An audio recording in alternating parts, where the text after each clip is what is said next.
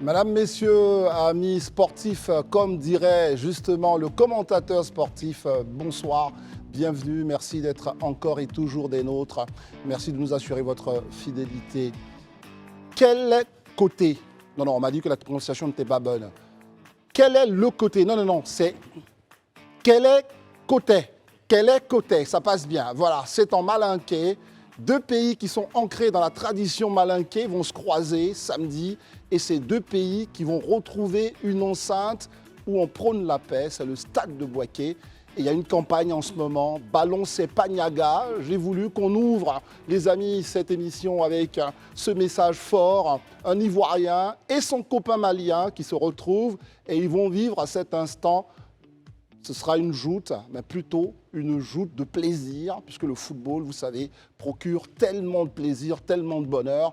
Ça peut être du côté ivoirien comme du côté malien, mais tout ça finira par justement une grande accolade. Bonsoir Christelle. Bonsoir André, vous faites bien de commencer avec Kele Koté, j'espère que j'ai bien oui, prononcé. la prononciation, c'est meilleur que moi. Elle s'est entraînée. C'est quoi? Quel est côté? Quel est côté? Ouais, ok, super. Est-ce qu'on peut faire un petit tour de quel est côté avec nos amis? Sarah, tu peux? Quel est côté? Exactement. Pareil. Quel est côté? Gérard, forcément. Ngo, quel est côté? Quel est côté? Quel est côté? C'est pas là. Nos invités donc sont là. Tarek, on vous le présentera, agent de joueur. Il est avec nous pour parler évidemment de tout cet univers de la CAN. Sarah, Gérard, Élisée et Marius, bonsoir à vous chers amis. Et bonsoir chez vous, merci d'être avec nous avec beaucoup de plaisir. C'est le Grand Talk et on démarre maintenant.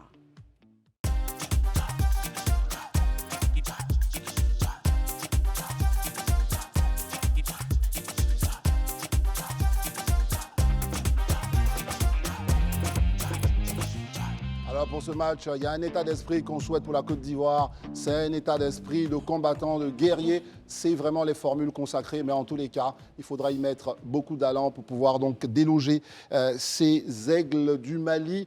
Eux aussi ont des petits tours dans leur sac, mais tout ça, on en parlera juste après le petit point sport, Christelle, que va nous faire Gérard. Exactement, c'est parti maintenant avec Gérard Talman pour le point sport.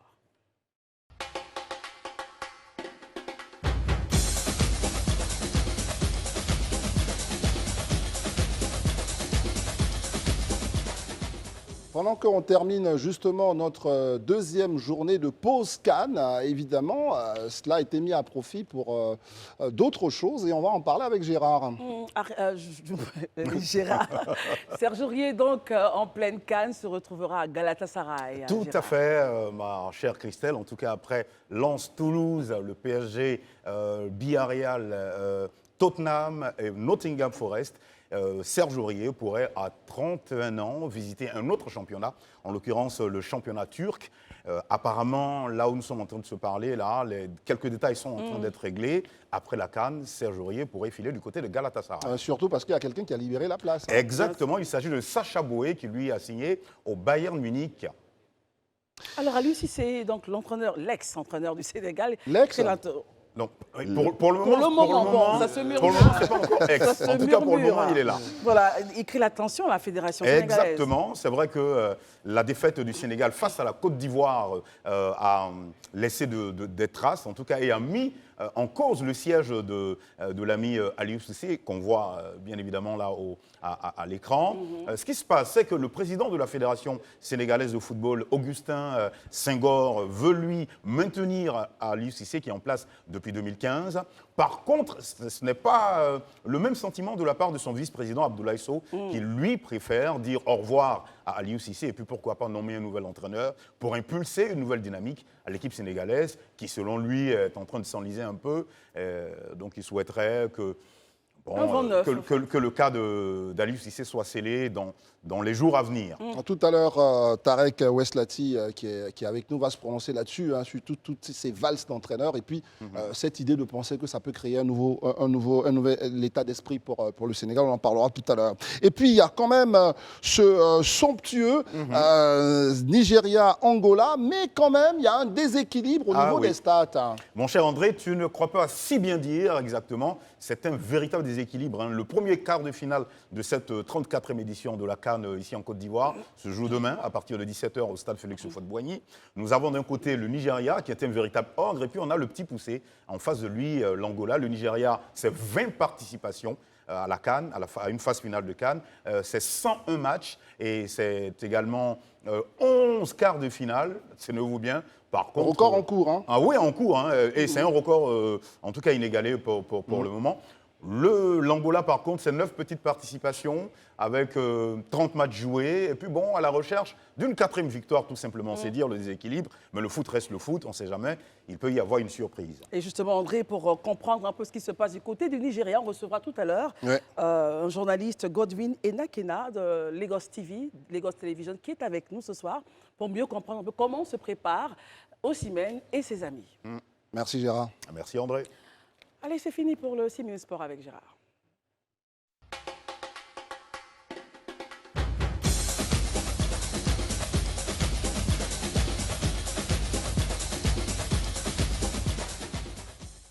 C'était donc le 6 minutes sport et on continue dans le sport. C'est l'actualité du moment. On ne saurait donc manquer de commenter tout cela, tout ce qui se passe au cœur de cette Coupe d'Afrique des Nations.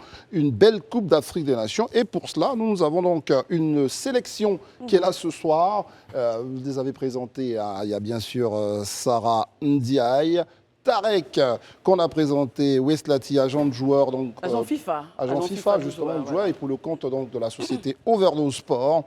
Et bien sûr, un invité anglophone. Yeah. Et il va nous parler de ce Naija, ce fameux Naija qui a commencé à nous créer des problèmes, même si on s'en est sorti plutôt bien. Alors, let me speak in French for the benefit of our viewers, and I think somebody will translate in your ears. You have the translation, right? Yeah, but it's not working now. It's not working now. Okay, let me try. Because you speak in English? Alors, ce qu'on me fait, c'est que Marion est bien en place pour traduire et on va démarrer direct en français. Pour ceux qui sont très habitués de DSTV, voilà, ce canal qui rassemble un peu les chaînes anglophones, Godwin est on va dire un dinosaure, comme on le dit en Côte d'Ivoire, du journalisme au Nigeria. 33 ans d'expérience. Il a présenté le journal télévisé. Aujourd'hui, il est sur une chronique, une émission de sport qui est très suivie au Nigeria. Et c'est cet homme-là qui est aussi agent de joueurs, dirigeant de club, qui est avec nous. Est-ce que Marion est en place? I will just introduce you. Yes, you have the translation, right? Yeah. Okay, good. Et dites-nous, justement, puisque vous êtes là, aujourd'hui, quel est l'état d'esprit du peuple nigérian face quand même à cette puissance qui a été démontrée, à cette force de l'équipe du Nigeria qu'on a remarqué dans cette compétition? Can you hear anything? Okay, Yeah. so he said, what is the mindset of the Nigerian people? Because you enter with a strong force into the competition. So before tomorrow, what is the mindset of the people in Nigeria? Well, before Nigeria came to Côte d'Ivoire, Alors, avant que le Nigeria ne vienne en Côte d'Ivoire, we had a slogan, on avait un slogan. let's do it again. Faisons-le encore. Ouais. That means let's do it again. Ça veut dire faisons-le encore. And let's do it again Et means faisons-le encore veut dire let's win it again. gagnons encore. We have won it 3 times before. On a gagné 3 fois We want auparavant to do it a 4th time. et on va le faire une 4e fois. We were here in Côte d'Ivoire in On 1984, était là en Côte d'Ivoire en 1994 and Cameroon beat us in the final. 1984. 1984. We are back in Côte d'Ivoire. et aujourd'hui on est encore de retour en Côte d'Ivoire Same Félix Houphouët-Boigny Stadium. avec au même stade Félix Houphouët-Boigny We are here to take the trophy back to et on est Nigeria. là pour prendre le trophée That's et the le mindset. ramener au Nigeria. C'est le mindset. We are not agree with the mindset Et because c'est we want to gather our trophy. We beat Côte d'Ivoire. Il dit, Marion, allez-y, je vous en prie, ça va aider. Non, nous pensons que, franchement, nous, on pense qu'on devrait avoir une revanche. Parce qu'effectivement, nous pensons, et est-ce que, quand les Ivoiriens disent ça, qu'une revanche, parce qu'on a déjà connu ça en 90, hein, c'était pas la Côte d'Ivoire, pour en témoigner, c'était à l'Algérie. C'est ça. Est-ce que le fait de retrouver la Côte d'Ivoire en finale, par exemple, vous pensez que ça devrait partir sur les mêmes réalités, ou vous pensez que ça va changer, les Ivoiriens vont rentrer dans cette éventuelle finale avec un nouveau mindset, comme on dit? I can't hear anything. So You tell can't me. hear anything. Okay, donc il n'arrive pas à comprendre. Ah, le ouais, temps de retour, de ouais. Marion. So the question is, Côte d'Ivoire would like to have a revenge on Nigeria. So, C'est and ça. we want to keep the trophy back. So, while saying it, how do you feel? Well, before we came to Cote d'Ivoire, d'Ivoire, avant que nous venions en Côte d'Ivoire, your legend, votre légende, Didier Drogba, Didier Drogba, Salomon Kalou, Salomon Kalou, all of them, tous, eux tous, they were already afraid. ils étaient déjà effrayés. And they said Nigeria Ils is disaient, the team to beat. Nigeria est la L'équipe à team, abattre. l'équipe à abattre. They gave the trophy to Nigeria. Ah, Ah ouais? Yes. ils ont donné le Et ils ont trophée au donné Nigeria. le trophée au Nigeria. So I've answered your question. Ouais. Donc j'ai déjà répondu à votre question. On pourrait dialoguer avec notre invité donc, qui est avec Sarah, she nous, has a Godwin. question. Allez-y, Okay, Sarah. I'm ready. Yeah, Dis les prêts, ouais. maybe in English and then I can Go ahead. translate. To me, in football, there is no really. It's not about statistics. Est-ce que vous l'entendez, Marion? It's not about historical track record. It's really a game that we cannot predict. So based on that, and let's forget about the historical, beautiful track record that you have Oublions with un peu Nigeria. Do you think l'histoire. that Nigeria Ne pensez-vous has pas still que the same le Nigeria strength and a energy toujours that la même it used force to have? I mean, et 20 énergie participations is a kind of qu'elle a avait record. auparavant? So do you think it matters today? Pensez-vous que c'est toujours Look at that d'actualité? man there. Ah, this man. Regardez cet homme là-bas, Victor Osimhen. Osimhen. At the stadium against Cameroon, Au stade contre le Cameroun, the whole of Ivory Coast toute la Côte d'Ivoire were calling his name. criait son Victor nom. Osimhen. Victor Osimhen. Osimhen. Dans le stade. hein. Ouais, tout le monde criait. Only him. Yes, true. Only him. We Seul destroy lui. Cote d'Ivoire. He's a big footballer. Toute la Côte d'Ivoire. On a Tarek à côté. Comment vous réagissez face à cette sorte d'optimisme, de confiance du Nigeria, Tarek? Alors que c'est vrai que moi, au départ, le Nigeria, je ne le mettais pas dans les favoris, même s'ils font partie quand même du top 10 des équipes africaines, parce que, historiquement, à la dernière CAN, on les avait mis trop vite favoris, et ils se sont fait sortir par une Tunisie très moyenne, C'est ça. avec un but de Youssef Msekni, à 25 mètres des buts, qui les a neutralisés. Aujourd'hui, de ce que je vois du Nigeria, je vois vraiment que tactiquement, au niveau de la défense, ils sont très bien en place.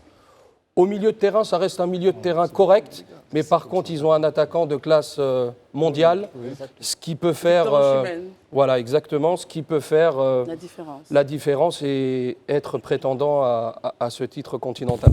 Très bien. En tout cas, c'était donc votre réaction par rapport à ce qu'il a dit sur le Niger. Mais parlons un peu de la Côte d'Ivoire. Vous êtes là avec nous. Vous allez réagir là-dessus. Let's talk about the culture. You are here with us. Yeah.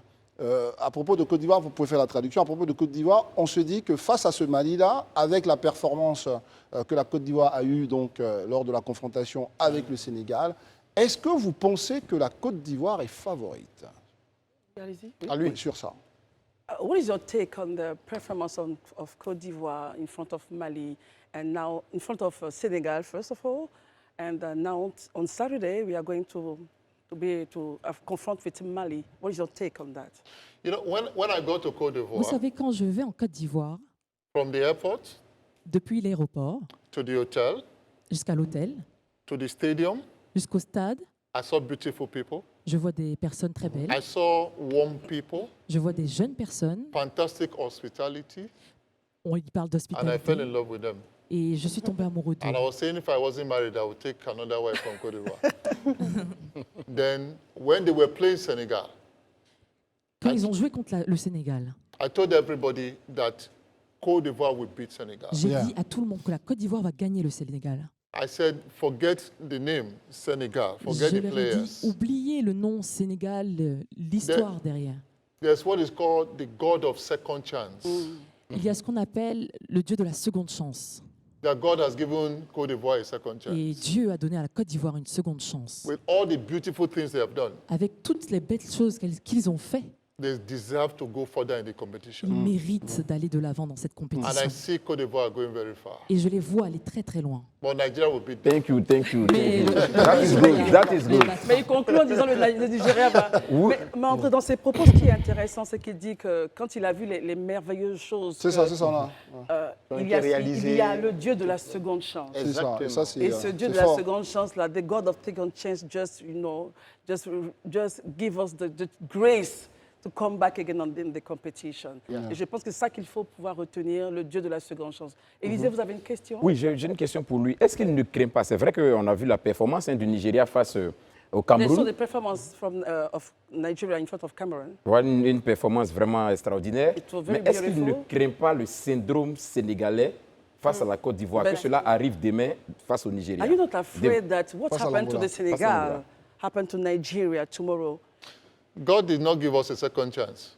Dieu Dieu a ne pas- nous a pas donné une seconde We chance. fought and collected it Nous avons nous-mêmes battu pour cela. because we have sommes- Victor Osimhen. Battu pour cela parce que nous avons Osimhen. That is the small God of football. C'est un petit Dieu du foot. You saw the way he tormented Le nouveau dieu Cameroun du football. Regardez comment ils ont tourmenté le Cameroun. from beginning to the end. Enfin, depuis le début jusqu'à la fin. Tomorrow Angola will cry. Et demain, l'équipe adverse va pleurer. Tarek là-dessus, et puis après vous allez réagir aussi comme sur cette éventualité. C'est une très bonne question de la part d'Élysée. C'est une Est-ce que vous pensez que beautiful question from le Nigeria ne peut pas être sujet à cette trop grande confiance face à un petit pousset? The complètement. overtrust of Nigeria tomorrow maybe it can be like a trouble for them. Complètement, vous m'enlevez les mots de la bouche, André. Pour moi, je pense que Il faut rire. le Sénégal a perdu contre la Côte d'Ivoire parce que déjà, elle était trop prétentieuse. Elle a eu 3 sur 3, 3 matchs gagnés sur 3. Et on a vu déjà le Sénégal, on va dire, en finale. Et on s'est tous posé la question dans un coin de notre tête, mais qui peut battre cette équipe? C'est ça. Et je dirais, si je peux me permettre, l'orgueil ivoirien leur a montré que justement, il ne fallait pas être trop prétentieux. C'est ce qui est arrivé au Nigeria justement à la dernière CAN, qui s'est fait sortir par la Tunisie. Donc je dis au peuple nigérian, soyez optimistes, mais soyez pas prétentieux. Yeah, I say pas dit soyez modeste. you have to Soyez be modeste. like very low in your proud because last cup in front of Tunisia, I think you can remember. So maybe this kind of like feeling of a trust can be like a trouble for you in front of Angola. Well, in football, Dans le foot, is you beat who is in front of you. tu bats celui qui est en face de toi. You don't go to battle, you are afraid. Are you getting it? On ne va pas se battre quand on est quand Who on did est- quand Angola on a beat? peur. Peur. Mauritania. Mauritanie, yeah. Who did Nigeria beat? Cameroon. We send the lion back to Cameroon. We send On a Angola back to where renvoyé they les come from. Camerounais, les lions To Luanda. camerounais dans Alors, leur pays. pour bien comprendre, il a dit l'Angola a battu qui? La Mauritanie. La Mauritanie. Eux, ils ont battu le Cameroun. Voilà. Ils ont ramené les lions au Cameroun, donc ils n'ont pas peur. En tout cas, nous, il était bon pour nous parce que vous le savez, depuis donc, le début de cette Coupe d'Afrique, de l'hospitalité, nous recevons ici tous les pays, nos confrères, qu'ils soient francophones ou anglophones. Et on voulait, avec Christelle, recevoir justement notre confrère Godwin pour évidemment nous faire part de ce que le monde anglophone vit aussi de cette Coupe d'Afrique. Et le Nigeria, vraiment, évidemment, immense pays avec une histoire footballistique, j'allais dire, extraordinaire. On voulait vous entendre et on était très très heureux de parler avec vous. Et on a un confrère du Congo qui va juste remplacer Godwin, avec qui on a eu beaucoup de plaisir à échanger. So we are very happy to have you on air. Some journalists from other countries come to this plateau to talk about sport. And it was very important for us to have the view of English-speaking countries, Nigeria. So we are very happy to have you. Thank you Thank for you very coming. much. Thank you. And our greetings to the Nigerian people. Thank you. Thank you very much. See you tomorrow Thank at the you. stadium. Yes, see you tomorrow at the You said stadium. all of you will support me. Yeah, Thank you, Godwin. Thank you. Thank you. Voilà, c'était donc Godwin, notre confrère qui est venu du Nigeria. Tout de suite, on continue toujours de décrypter au cœur de cette émission les différentes oppositions qui arrivent, avec bien sûr nos différents invités qui sont là. Tarek, tu es avec nous, sans oublier bien sûr notre très cher Marius, qu'on n'a pas beaucoup entendu, mais on va l'entendre aussi quand on va reparler Il a laissé la place au d'autres Nigeria. choses. Élisée Boloubeu, sans oublier Sarah Ndiaye. et un nouvel invité, Christelle. Exactement. Merci d'être avec nous ce soir. J'espère que vous allez bien. Bienvenue. André, aidez-moi sur mes fiches. Il s'agit très simplement de Christian Néhémie Otato, qui est avec nous, Kabeya. Ah oui, très bien. Qui nous vient donc de Congo-Brazzaville. Mais c'est très intéressant, Congo-Brazzaville, puisque aujourd'hui, Congo-Brazzaville, avec cette affaire de cet humoriste, vous allez en parler pour les Ivoiriens, l'humoriste qui est un humoriste... Il faut surveiller le fleuve. Il faut surveiller le fleuve. Je suis même surpris de le voir ici. Oui, bien sûr. Surveiller le fleuve, en fait. Est-ce que la première question qu'on va poser justement à Christian, c'est de savoir, est-ce que d'ici, il surveille le fleuve? Est-ce que vraiment... Il y a beaucoup de fleuves. Il y a le fleuve Niger. Le fleuve Congo. Il y a je suis proche du fleuve Sénégal, donc c'est vraiment difficile pour moi de pouvoir surveiller le fleuve Congo. Mais alors, André, pour mieux comprendre à nos concitoyens qui nous regardent, qui ne savent pas un peu de quoi on parle, un humoriste congolais, donc de la RDC, ouais. Après la victoire est allé devant donc, le fleuve et dit il faut surveiller le fleuve Congo. Et depuis lors, ça a été repris en boucle et en tout cas, on est très heureux. C'était un trait humoristique, n'est-ce pas? Mais finalement, les Congolais de Brazzaville qui ont beaucoup d'humour ont pris ça comme justement une invitation à prendre la RDC comme le représentant des deux Congos. Donc tout le monde fait ces choses-là. Et c'est ça le football qu'on veut. C'est-à-dire comment on arrive à travers le football, et Christian, vous allez en témoigner, à créer comme ça une ferveur qui dépasse même les frontières. J'allais dire parfois les frontières qui nous séparent. Effectivement, c'est ce que mes compatriotes du Congo-Brazzaville en ont demandé au Léopard. Nous sommes à votre disponibilité. Vous allez à la CAN, vous avez notre bénédiction. Nous allons pour nous surveiller le fleuve, mais ramenez-nous la coupe. Parce que si vous ne revenez pas avec la coupe, la surveillance du fleuve, vous allez la payer plus cher. Ça, c'est intéressant. Comment vous, justement, qu'est-ce que vous entendez? On posait la question tout de suite à Godwin. Comment on sent le Congo, la RDC? Quelle est la ferveur autour de cette équipe? Comment ça se passe, justement, de ce côté-là? Bon, quand on regarde cette sélection, il faut quand même féliciter le travail de Sébastien Desabre, qui est là depuis août 2022. Il a réussi à mettre un système de jeu, un fond de jeu en place où on sent que son équipe n'a pas trop d'individualité, mais c'est le collectif qui prédomine. Quand on regarde la RDC d'aujourd'hui, elle n'a absolument rien à voir avec celle de l'époque de Trésor Poutou, de Trésor Loa, de Chabani Nanda. Mais cette équipe présente du beau jeu. Là où elle est en train de faillir en ce net moment, c'est au niveau de la finition. Ouais. Elle se crée beaucoup d'occasions, mais elle a du mal à concrétiser ces occasions. Est-ce qu'au niveau des supporters pour ces matchs justement qui arrivent, on a un gros mouvement? Comment ça se passe et tout, qui arrive en Côte d'Ivoire? Effectivement, les supporters qui sont déjà ici avec la complicité de l'ambassade de la République démocratique du Congo se mobilisent à soutenir. Il y en a même qui sont heureux parce que lors des phases de poule, il fallait faire des déplacements d'Abidjan pour San Pedro. Ils sont heureux que cette fois-ci, c'est au sein de la capitale qui vont pouvoir vivre cette ambiance. C'est ça. S'il y avait par exemple 5 bus loués, mis à disposition des Congolais qui voulaient aller à San Pedro, cette fois-ci, ils sont sur place. Ils vont effectivement effectuer le déplacement. Tarek, sur ça quand même, ce que dit Christian, ça peut changer beaucoup parce qu'on se retrouve dans la capitale abidjanaise qui est une ville cosmopolite où évidemment il doit y avoir une grosse communauté congolaise et ça peut changer les choses au niveau donc du soutien à ces léopards. Complètement. Après, je vais bifurquer un peu sur le plan politique. Il faut savoir que le premier supporter des léopards de la RDC, c'est le chef de l'État. Le président Tshisekedi qui sera là. Qui était très content justement de la qualification à la CAN, qui a même rajouté une prime présidentielle pour les joueurs. Et donc ça, je pense que c'est important. On sent vraiment une unité autour de cette équipe-là, même si on sait que les Congolais sont très supporters de leur équipe nationale. Mais là, on sent une unité. Et pour partager ces mots, c'est vrai qu'avec le nouveau sélectionneur, le dernier arrivé, Sébastien Desabre, on sent une osmose dans cette équipe. Et la RDC, ça peut être une surprise. Très bien. Élisée, bonne question. Oui, moi je voudrais demander au confrère Christian Néhémie, plus objectivement, c'est vrai, vous aviez dit qu'il y a un collectif qui est créé, tout le monde le voit, mais est-ce que vous ne sentez pas cette équipe-là un peu limitée? Parce que moi j'ai eu l'occasion de la voir évoluer lors de son huitième de finale à Korogo. J'étais sur le terrain. J'ai senti effectivement qu'il y a de bonnes choses. Si c'est vrai que face au Maroc, on a vu de très belles choses, mais par contre, le dernier match face à la Tanzanie, j'ai senti vraiment une équipe moyenne qui face vraiment à une équipe où il y a, je dirais, un tueur. Ça sera vraiment compliqué pour la RDC. Est-ce que vous ne voyez pas que cette équipe a quand même des limites quelque part? Bien sûr, si on prend déjà au niveau offensif le Cédric Bakambu qu'on attendait à cette Coupe d'Afrique des Nations, n'est pas celui-là. Il ne répond pas présent en tout cas. On se pose la question, qu'est-ce qui ne va pas? Mais pour le coach, tel qu'aujourd'hui en conférence de presse d'avant-match, il a eu à évoquer que c'est une stratégie. Il utilise comme Olivier Giroud de Didier Deschamps à la Coupe du Monde 2018. Il utilise juste Bakambu pour épuiser, déstabiliser l'équipe adverse et il a d'autres joueurs. Et manifestement, ça marche. Ça marche, surtout on voit ce que Wissa est en train de faire à cette CAN. Il n'était pas celui qui était attendu, mais si l'on regarde, c'est plus Wissa qui parvient et à un degré moins de Meshak aussi qui est très bien. Effectivement, Meshak est lié avec sa touche technique qui apporte beaucoup à cette équipe.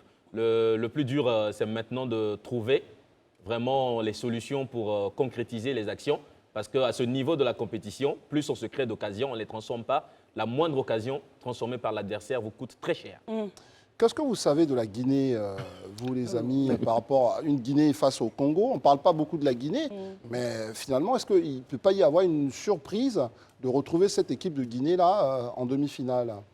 Eh bien, c'est fort et possible, hein, parce que, mine de rien, au-delà de tout ce que nous avons dit, j'ai voulu même un peu sauter sur l'occasion pour poser une question à notre ami Christian, relativement donc aux infrastructures par rapport à ce qui a été déjà vu, vous qui êtes journaliste sportif et qui couvrez très régulièrement les CAN, les différentes éditions des CAN. Cette édition au niveau de la Côte d'Ivoire de 2023, comment vous l'avez trouvée? Les infrastructures mises en place, tant au niveau sportif, je veux dire les aires de jeu, mais également les infrastructures hôtelières, comparativement justement à ce que vous avez déjà vécu par le passé. Au niveau de la Côte d'Ivoire, est-ce que les infrastructures hôtelières sont à la hauteur de vos attentes? Les joueurs se disent avoir été bien logés. Les officiels congolais ont-ils été bien logés? Que pensez-vous véritablement des investissements des autorités ivoiriennes en la matière? On sent la détermination de cette réussite. Réussir l'édition, puisque ça avait été promis, ça va être la meilleure des CAN. Et ça se surplace, on le vit effectivement avec toutes les infrastructures que nous constatons. Bon, ben, pour moi, croyez-moi, il faut, comme il a dit bien, un faux pas pourrait naturellement coûter cher à toutes les deux équipes. Et donc, la rigueur doit être de mise dans tous les compartiments du jeu.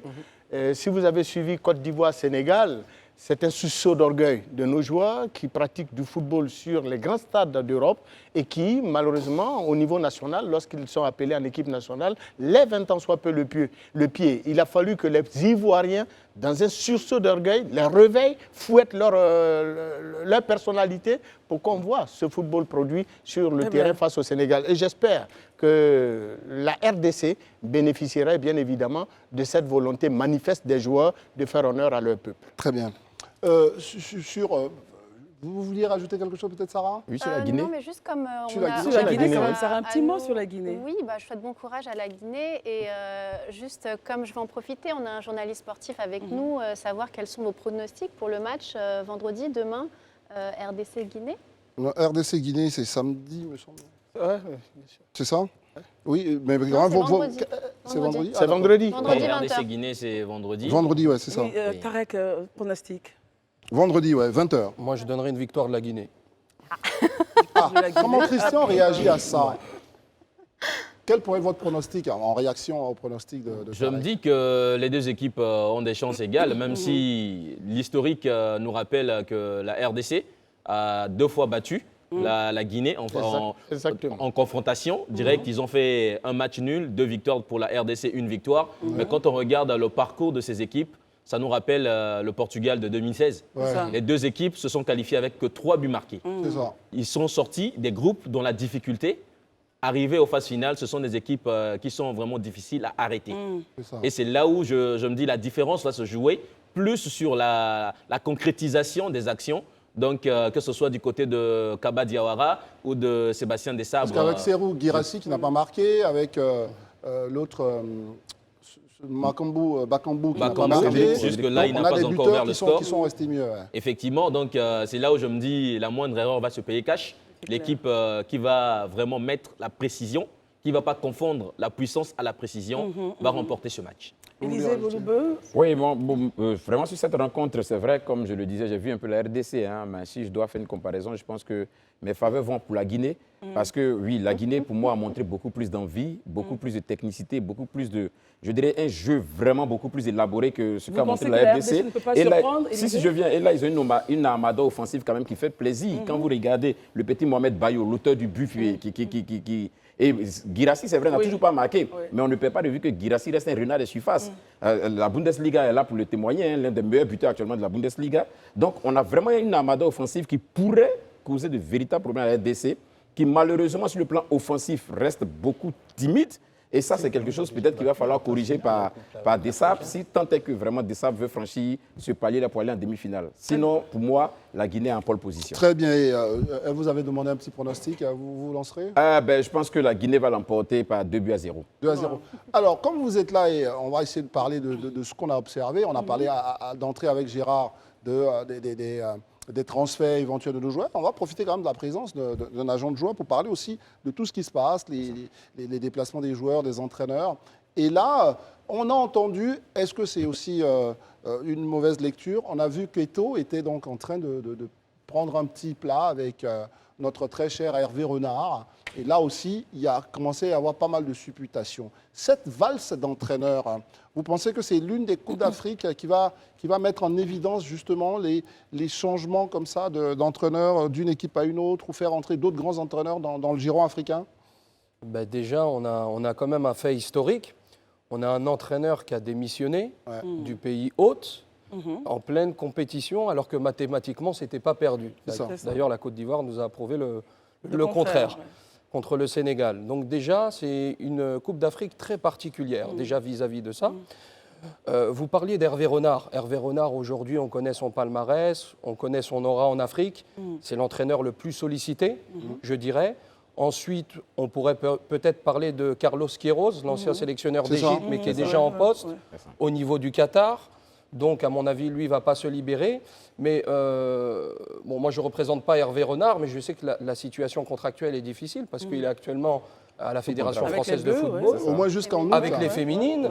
Donc, il faut savoir aussi qu'il a sacrifié son poste en équipe nationale d'Arabie Saoudite, qui n'est pas rien, autant sur le plan sportif que budgétaire, qui n'est pas rien. Donc, il a fait des sacrifices. Je ne pense pas qu'il va partir des Bleus aujourd'hui pour pouvoir récupérer une nation africaine, en tout cas pas dans l'immédiat. Alors justement, Tarek, qu'est-ce que vous pensez des entraîneurs locaux? Est-ce qu'on assiste à une véritable montée des entraîneurs locaux? Il ne faudrait plus les favoriser. Mais au-delà, en plus de sa question, je veux savoir, est-ce que, évidemment, il doit y avoir des agents, des entraîneurs locaux, mais est-ce qu'ils font partie de vos portefeuilles? Est-ce que c'est des entraîneurs que vous cherchez à avoir dans votre portefeuille, ou bien on se dit que ce pas des entraîneurs qui c'est une très bonne question, André, parce que comme je disais hier chez vos confrères des RFI, on ne peut pas dissocier le football et la politique, notamment en Afrique. Donc il faut déjà faire un tour d'horizon sur la politique. On le voit dans certains pays, il y a des changements politiques, sans les citer, le Niger, le Burkina Faso, la Centrafrique, etc. Et bien évidemment, vous savez, quand vous ramenez un sélectionneur dans une nation, c'est un peu l'ambassadeur de son pays dans le pays. Et donc, il faut faire beaucoup aussi attention à la nationalité. Donc, aujourd'hui aussi, il y a une recrudescence des entraîneurs locaux, des franco, entre guillemets. On le voit avec Emers Faé, par exemple, en Côte d'Ivoire.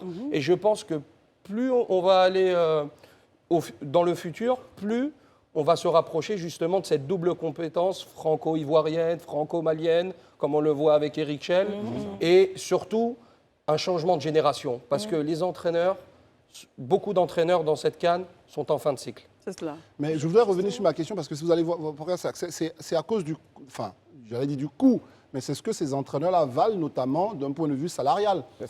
Est-ce que, justement, vous, en tant qu'agent de joueurs et d'entraîneurs, c'est des entraîneurs que vous pouvez mieux valoriser auprès des pays et justement permettre qu'ils aient des salaires un peu plus conséquents par rapport à ce qu'ils gagnent habituellement? On a des super exemples. On a Djamel Belmadi, certes, qui on a vu son salaire, effectivement. Voilà, Djamel Belmadi, ou Aliou Cissé, peut-être, qui va quitter les Lions de la Teranga. On attend justement la conclusion des discussions avec la fédération sénégalaise. Mais justement, ça a été un peu les fers de lance justement de ces entraîneurs locaux pour pouvoir les pousser. On a Emers Faé, en espérant qu'il arrive à atteindre cet objectif ultime qui est de gagner la Coupe d'Afrique. Donc je pense que ce sont les têtes de gondole justement de ce projet-là. Et aujourd'hui, moi, je n'aurais pas de mal justement à proposer les services justement de coachs locaux, diplômés bien sûr, parce qu'il faut être diplômé, Absolument. formé, et aussi avec un pédigré. Alors Tarek, vous êtes agent de joueurs, on est en plein mercato, mais vous êtes focus sur la CAN. C'est Est-ce ça. qu'il y a des joueurs qui vous parlent en ce moment dans ces équipes qui sont là? C'est ça. Oui, il y a des bons joueurs. Après, vous savez, dans notre métier, on préfère rester discret. Après, C'est ça. moi, j'ai apprécié, je vais peut-être étonner certains joueurs de l'équipe namibienne, par exemple. Ah d'accord. Voilà. Après, les grands joueurs, on les connaît tous, que ce soit Guirassy, que ce soit Serge Aurier, etc. Ce sont en général des joueurs qui ont déjà des agents, donc qui s'occupent logiquement bien d'eux et qui sont déjà implantés dans le marché.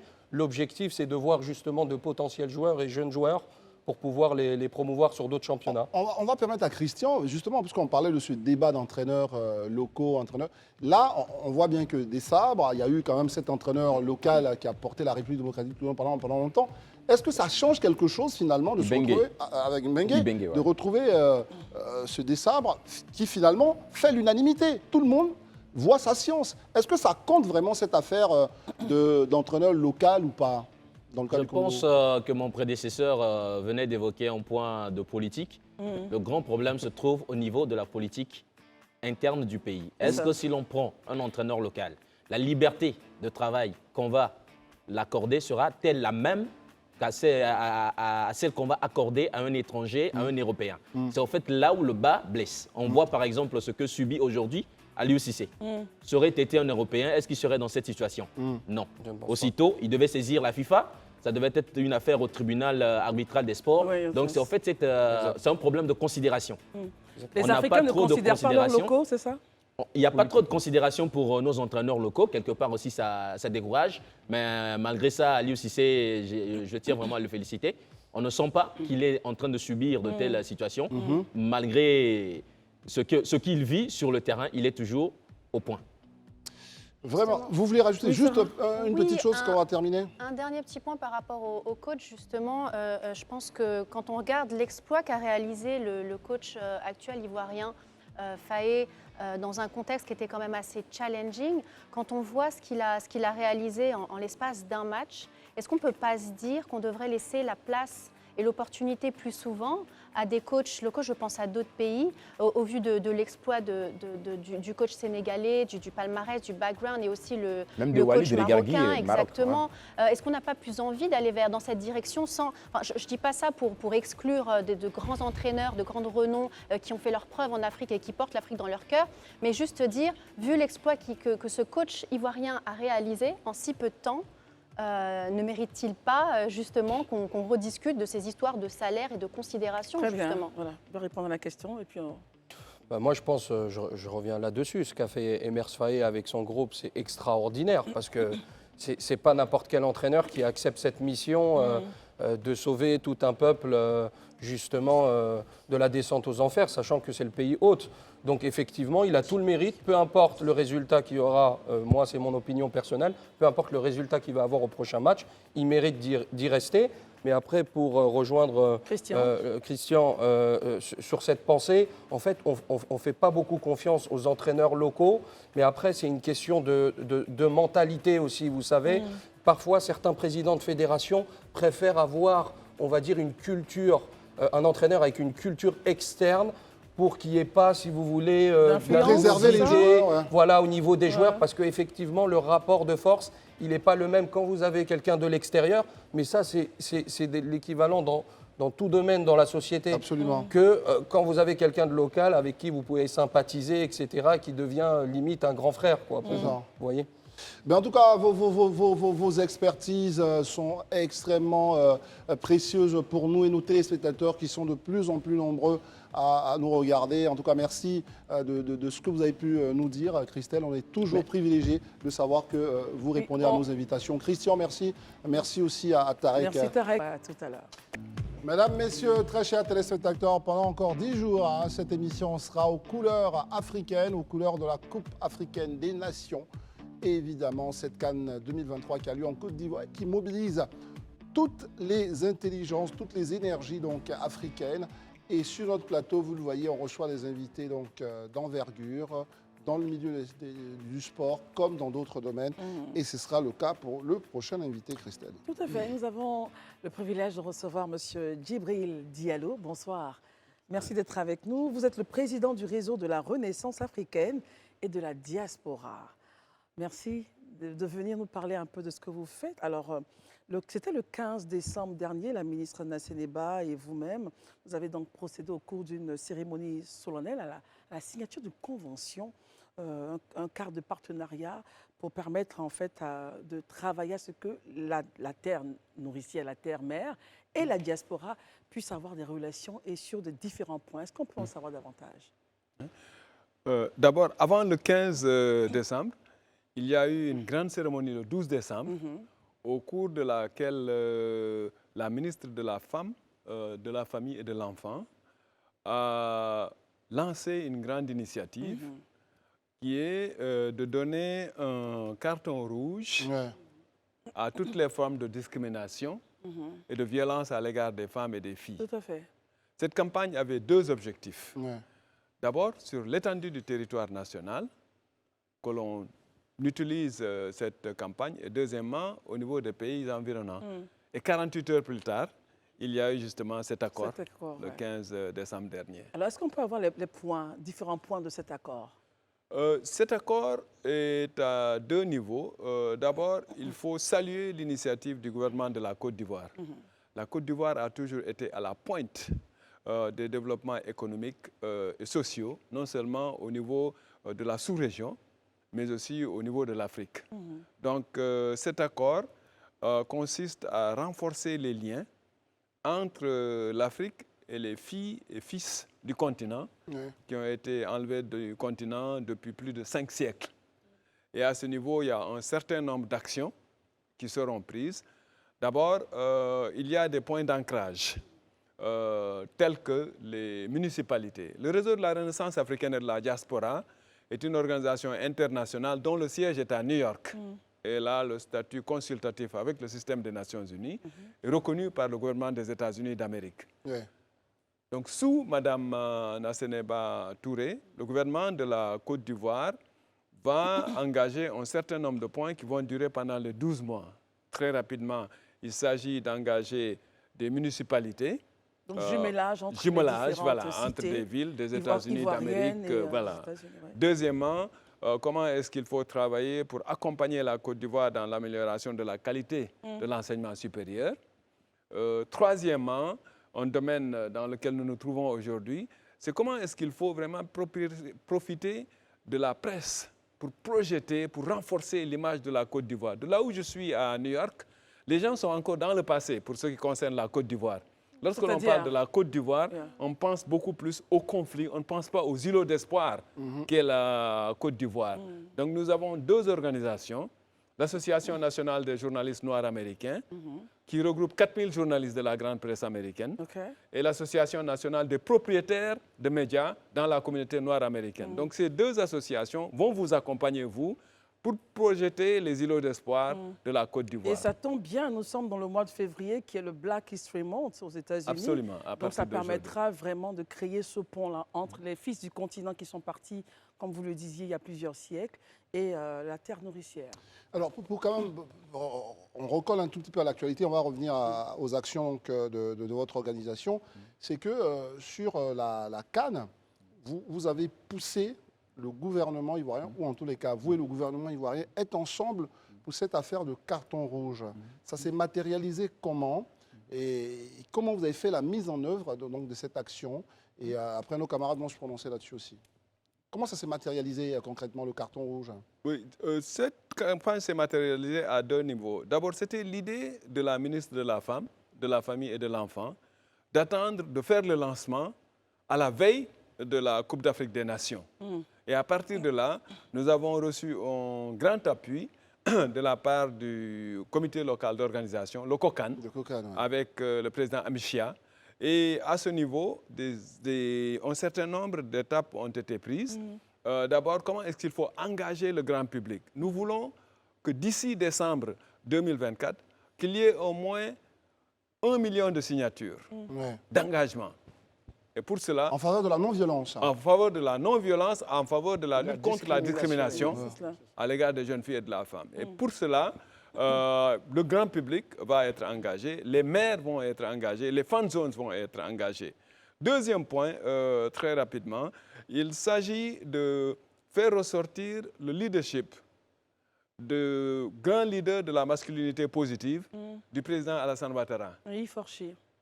D'autres leaders ont été reconnus à travers le continent, mais le premier qui était, comme on dirait, au rez-de-chaussée de l'initiative de masculinité positive, c'est vraiment le président Alassane Ouattara. D'accord. Donc, à ce niveau, 1 million de signatures a commencé par l'accélération au niveau de la Coupe d'Afrique des Nations. Ok. Et après la Coupe d'Afrique des Nations, aller vers les municipalités sur l'étendue du territoire national. Et Mme Nasseneba a dit, les frontières sont tellement poreuses que l'on ne peut pas seulement se limiter à la Côte d'Ivoire. Il faut aller vers les autres pays de la sous-région. Donc, elle a invité des invités aussi qui sont venus de la sous-région. Très bien.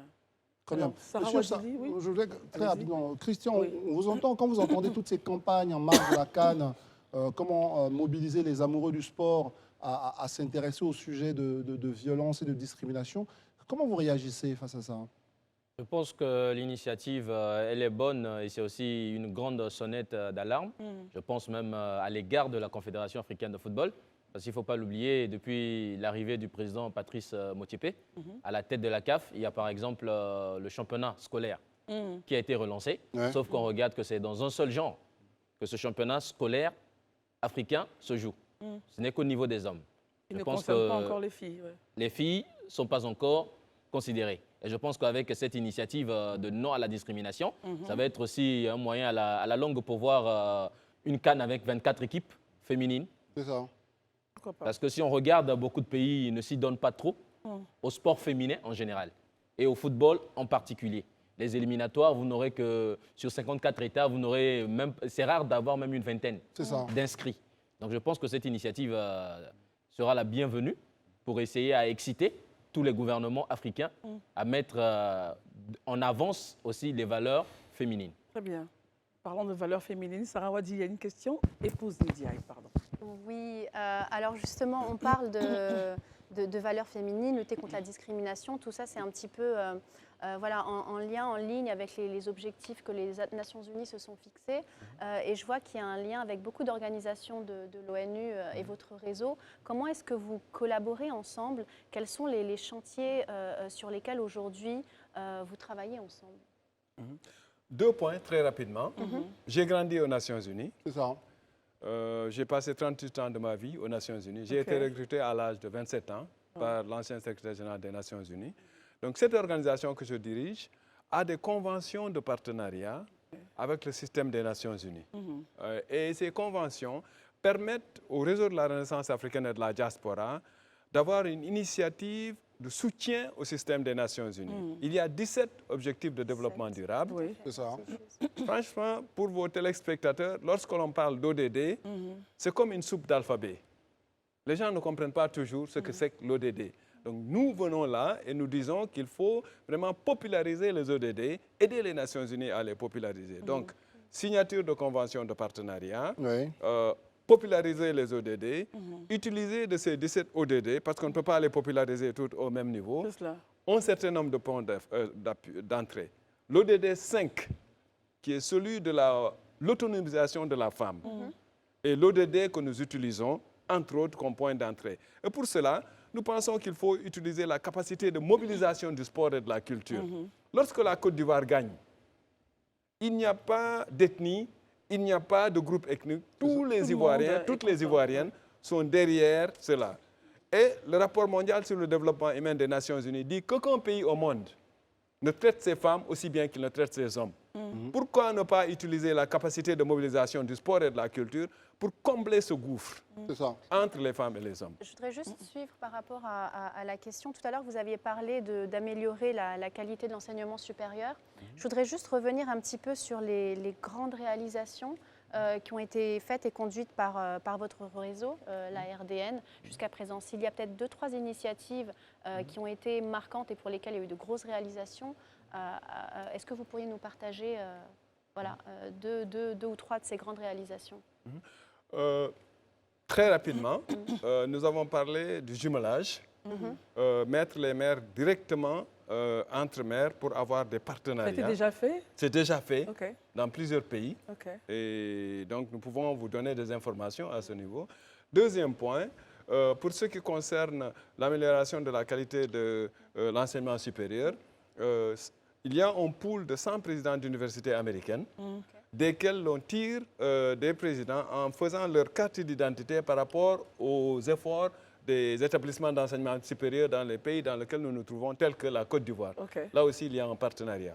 Et je salue le troisième point, surtout la mobilisation de la jeunesse. Okay. Et là, nous avons ici un ministre qui est responsable de la promotion de la jeunesse, qui connaît bien le réseau de la Renaissance africaine de la diaspora, M. Mamadou Touré, le ministre, qui est extraordinaire. Donc, il y a eu plusieurs exemples de mobilisation de la jeunesse à deux niveaux, formation de la jeunesse et puis aussi création de l'emploi pour les jeunes. Et tout cela enveloppé dans un programme, comme j'ai dit, de mobilisation sociale avec les médias. Élisée Boulbeux. Oui, je voudrais rebondir sur ce dernier point. Le point, il est libellé ici, capacitation des jeunes dans le cadre d'une formation adaptée en vue de leur ouvrir de nouvelles opportunités. C'est vrai. Nous, ici, par exemple, on a décrété l'année dernière, année de la jeunesse, et il y a eu des chantiers bien définis, des programmes, des plans qui ont été vraiment clairement établis. Est-ce que vous, au regard de cette coopération, vous pouvez nous dire exactement en quoi ça va consister? Cette formation dont vous parlez, elle va consister en quoi? Et cette, je vais dire, ce renforcement de capacité qui doit aboutir à la création d'emplois ou à la mise en activité de ces jeunes va consister en quoi concrètement? Si on peut avoir des éléments vraiment factuels. Des éléments factuels sont que le réseau de la Renaissance africaine et de la diaspora est présent dans 80 pays à travers le monde. Donc, deux situations ne peuvent jamais être les mêmes. Ce que l'on peut faire, c'est d'amener des vignettes, des exemples de ce qui a marché dans certaines situations pour la jeunesse et voir comment est-ce que ces situations, à la lumière d'expériences d'une personnalité telle que le ministre de la Promotion de la Jeunesse, qui peuvent être résolues. Parce que l'un des plus gros problèmes auxquels nous sommes confrontés en ce moment, c'est le problème de la formation et le problème de l'emploi des jeunes. Et donc nous avons ces consultations, ce savoir que nous mettons à la disposition des pays et une organisation qui est en partenariat aussi avec le système des Nations Unies, donc qui est conseiller privilégié en quelque sorte de ces pays dans la mise en œuvre de leur vision pour l'emploi et pour la formation. Vous voulez réagir, monsieur? Naturellement. La question relative justement à la discrimination justement de nos couches sociales, comme on les perçoit sous nos cieux en Afrique. Vous savez bien qu'avec une formation peu reluisante, je veux dire une alphabétisation de nos populations assez importante, il va sans dire qu'avec une culture véritable de certains peuples sous nos cieux, y compris dans notre pays, avec un taux d'analphabétisation assez poussé, comment l'État de Côte d'Ivoire pourrait naturellement, avec justement toute l'expérience que vous avez connue en la matière, impulser une véritable politique de lutte contre la discrimination et surtout à l'égard, puisque vous le disiez, la masculinité positive en appelle donc à une féminité positive. Comment nous allons mettre en œuvre une telle initiative à votre humble avis? Parce que moi, je suis leader d'opinion, j'exerce dans le domaine de la société civile et des questions relatives justement à la discrimination nous intéressent au plus haut niveau. Deux points très rapidement. D'abord, le réseau de la Renaissance africaine et de la diaspora ne peut pas avoir des partenariats avec chacun des 54 pays d'Afrique. Donc, le conseil d'administration du réseau de la Renaissance africaine et de la diaspora est dirigé par une dame qui s'appelle Mme Constance Newman, qui est ancienne sous-secrétaire d'État des États-Unis d'Amérique pour l'Afrique. Donc, le conseil d'administration choisit des pays phares. Absolument. Qui peuvent servir d'exemple, exemple de boule de neige en quelque sorte, dans le domaine de la lutte contre les violences, contre la discrimination. Et c'est dans ce sens que la Côte d'Ivoire a été choisie au niveau de la politique délivrée du gouvernement, au niveau des efforts sur le plan national pour faire face à cette violence, à cette discrimination qui est ancrée dans les sociétés et dans la culture. Et vous voyez, à partir de là maintenant, nous prenons dans les 12 mois à venir des exemples que le réseau de la Renaissance africaine et de la diaspora pourra partager avec d'autres parties du monde. Parce que les Nations Unies disent, comme je l'ai dit, aucun pays au monde ne traite ses femmes aussi bien qu'il ne traite. Une femme sur 3 dans le monde d'aujourd'hui a eu l'expérience de violence et de discrimination. Une femme, tout croit. Tout sauf votre respect. Voyez-vous, il y a une situation qui est préoccupante sous nos cieux en Afrique. Pour vous qui vivez aux États-Unis depuis des lustres, la réalité ici, c'est que nos mères, nos sœurs, nos enfants, nos jeunes filles ignorent totalement leurs droits, au point que ces droits sont régulièrement violés.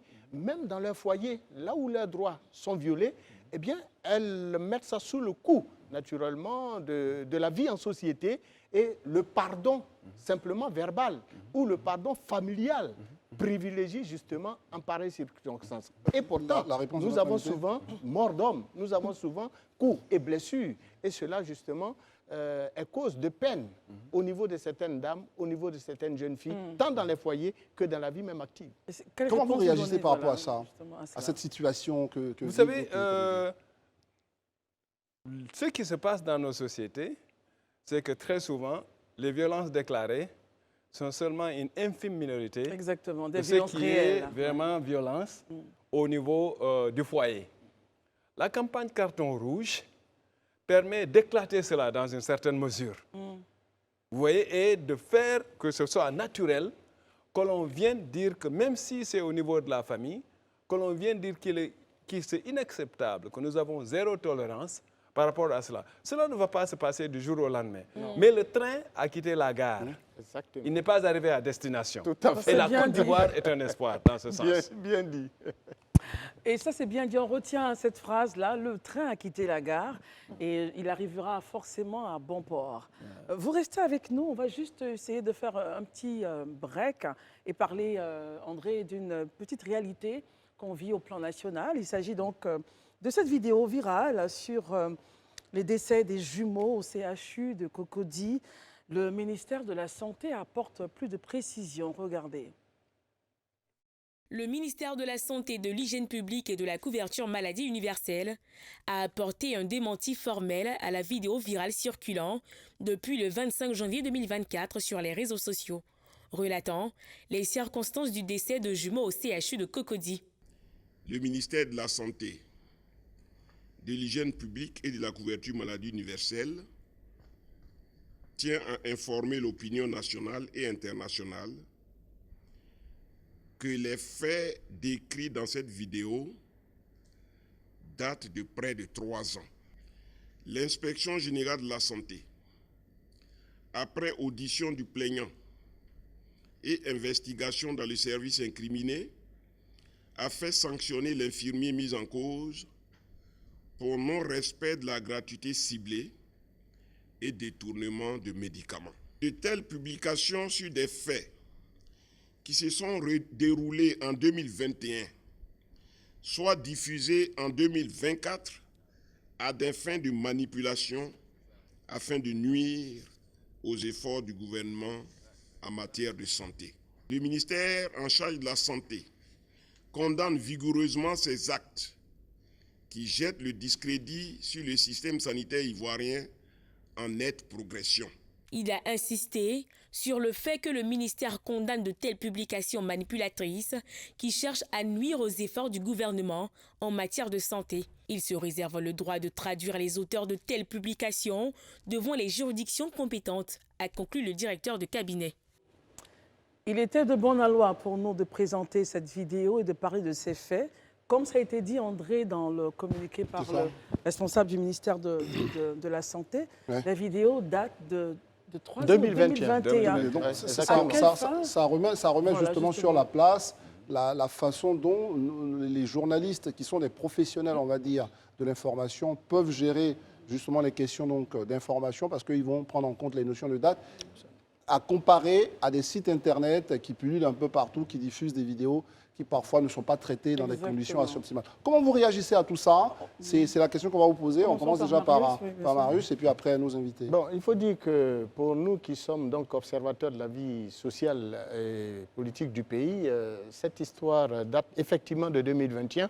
Moi, je me rappelle tellement bien de cette histoire puisque en août 2021, nous avions connu le cas d'Armand Moreau au CHU de Cocody. Il y a 2 cas. Le cas pour lequel d'ailleurs j'étais intervenu à la demande même des plaignants auprès du directeur général du CHU de Cocody qui les avait effectivement reçus et leur a présenté la situation qui a prévalu avant la situation, avant qu'il y ait justement Décès des enfants. Par la suite, le couple Armand Moreau avait été reçu par le ministre Pierre Dimba lui-même, en notre présence.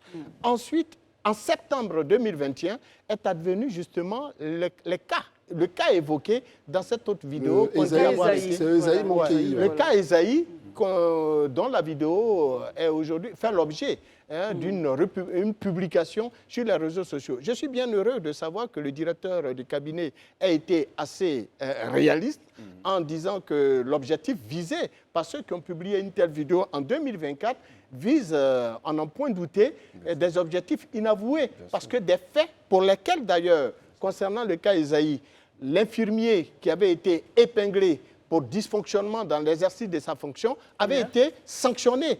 Et 2 mois après, il a été mis à la retraite, puisqu'il était en période déjà de départ à la retraite. Mais avant même son départ de retraite, il avait été lourdement sanctionné. Et dans le cas d'Armand Moreau, du couple Armand Moreau, effectivement, tous les médecins et autres sages-femmes impliqués dans la situation, comme nous l'avons connu également à l'hôpital général de Makori, eh bien, ont été lourdement sanctionnés par les différents ministres.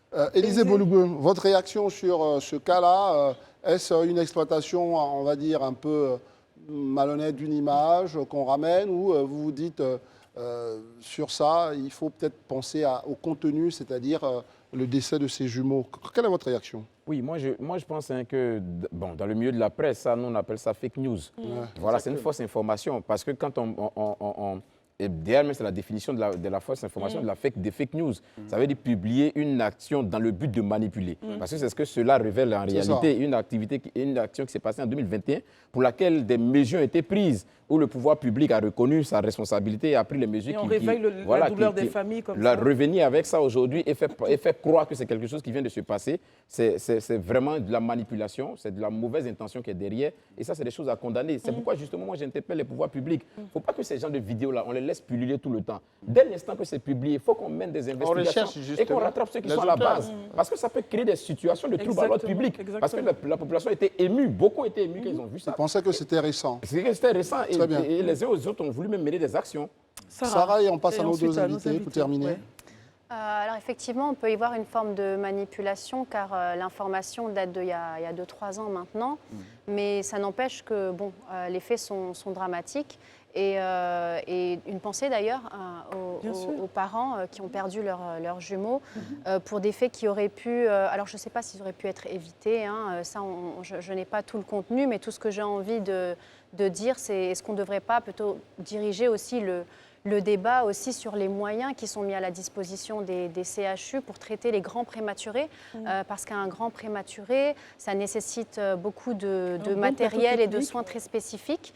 Et dans les cliniques privées, on a tout ce qu'il faut, bien sûr. Après, dans les hôpitaux privés, publics, je pense qu'il doit y avoir du matériel, mais peut-être se poser la question aujourd'hui et de se dire, est-ce qu'on a tous les moyens, est-ce qu'on a tous les appareils nécessaires pour les grands prématurés, justement, ils ont une chance de survie quand les moyens sont là, en tout cas. Mais je sais que des mesures ont été prises et des investissements ont été réalisés, mais moi, c'est mon message. Très bien. Alors, Djibril Diallo, quand vous entendez ce genre de vidéo qui revient à la surface, vous dites quoi?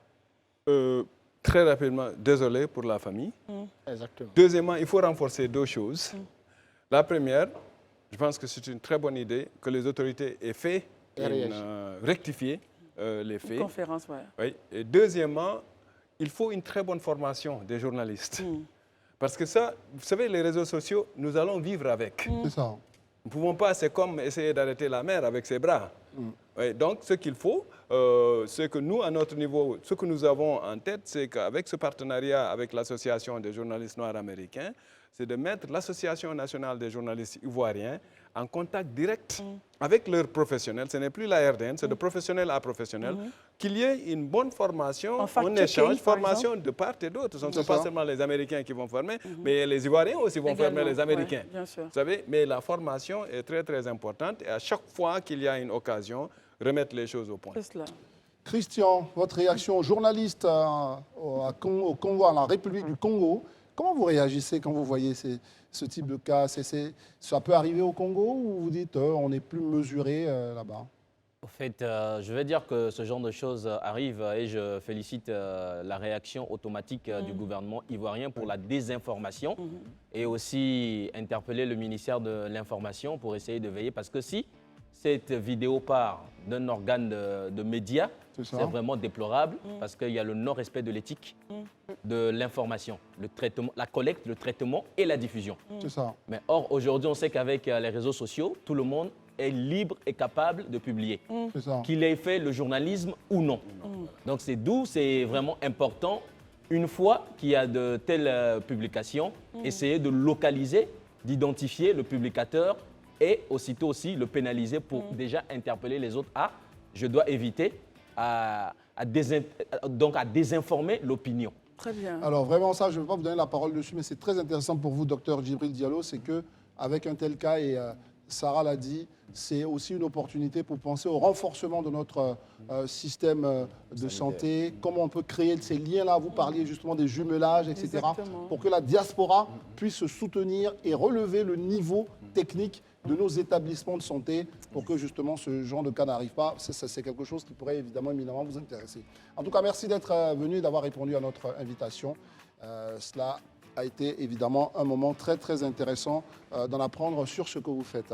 Et voilà, notre émission est terminée. Je voudrais donc remercier nos invités, en commençant par Christian Némi Otato Kabeya. Merci d'être venu. Journaliste sportif au Congo-Brazza. Merci à notre ami également Djibril Diallo, président du réseau de la Renaissance africaine et de la diaspora.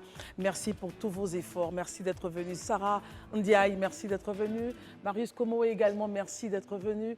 Élisée Boloube, merci. Merci Christelle.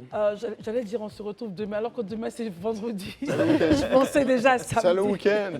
Mais on se retrouve demain pour une autre émission du Grand Talk. Remerciements aux équipes rédactionnelles et aux équipes techniques qui ont travaillé d'arrache-pied pour vous produire cette émission. À demain et les programmes continuent sur Live TV. Bonsoir.